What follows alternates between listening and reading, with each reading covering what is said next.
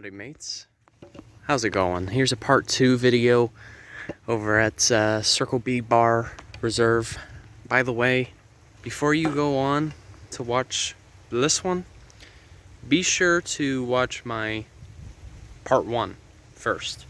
Just because that video, I already explained a little bit of the background of what it is that's around here in terms of the ecology. But this one's going to take a bit of another approach.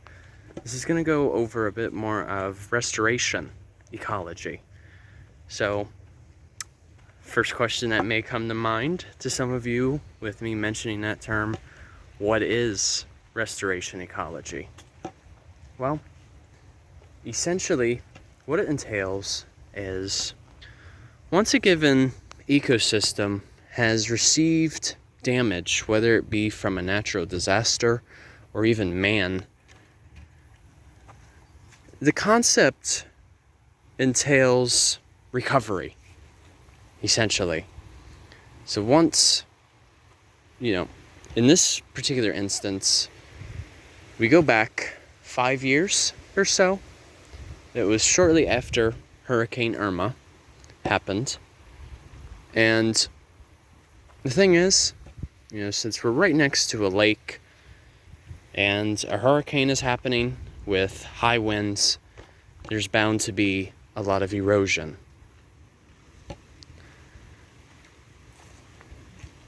That being said, what's unique about restoration ecology is rather than using like man-made materials, such as seawalls, for example, restoration ecology takes a bit of a more natural approach.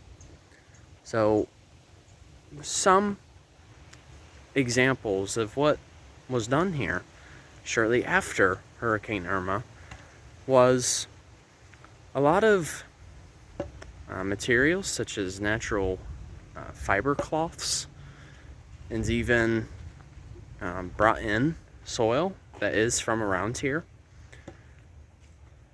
And logs were actually used as a material to help restore some of the banks here. So that provided a little bit of a base. But once that was incorporated, there we go. We actually got a baby gator right here. See that? That's a juvenile. By the way, not to get too far off subject, but the way how you can measure the length of an alligator is to know the inches from its snout to its eyes. So let's say, for example, probably with this juvenile gator right here, it would be reasonable to say that maybe in inches, the snout would be 3 inches. So to convert that into body length, it's most likely to be 3 feet long. So that is a good way to know what the length is of the alligator. Just out basking. Thing is, it's a little harder to see them today just because the water is a little choppy.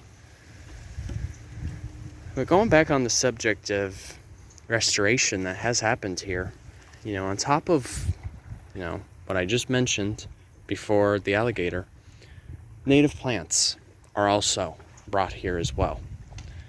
That's just because, with native plants, they're already adapted to the soil that is here, as well as the climate that is in Florida too.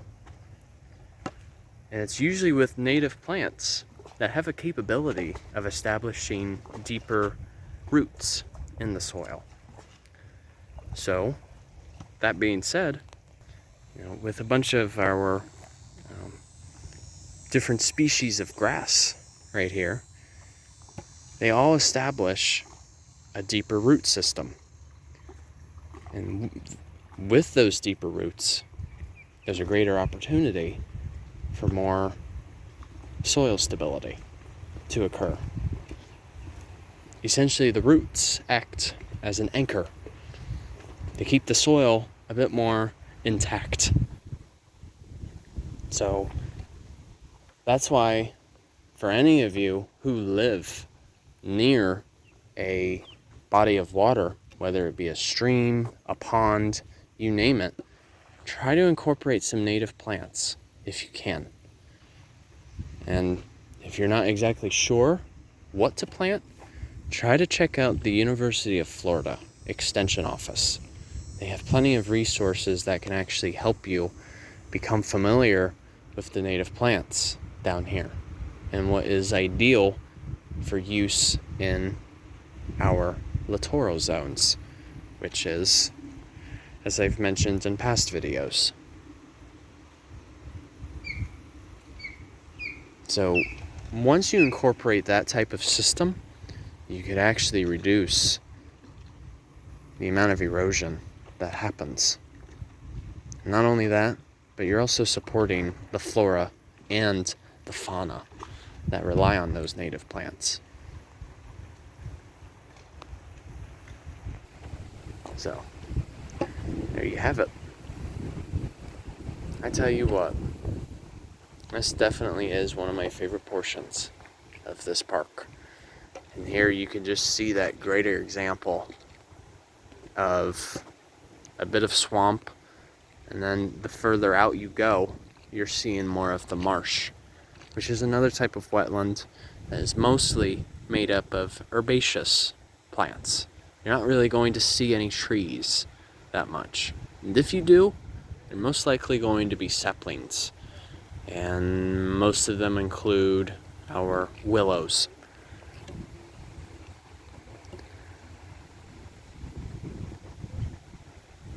And I forgot to mention too, in the last video, was you can't directly see it from here, but if, there is an observation deck that juts you out into the lake a little bit. You actually can see a large landfill that is mostly made of phosphorus, which I'm sure many of you have heard of the infamous company called Mosaic. They're, for many of us ecologists, conservationists, you name it, Mosaic is a true enemy. Just because they do a lot of phosphate mining for a means of profit. And this isn't the only section where phosphate mining has occurred. This has pretty much happened throughout all of the Peace River. And pretty much what Mosaic does, they use up what they can, they acquire what they can, and they just go on to the next area for further mining of phosphorus, which is then used as phosphate for a nutrient source. So, my point is, don't support Mosaic. Not to sound too political there. I try to stay rather neutral on those subject matters, but then again, it is very important to bring it up.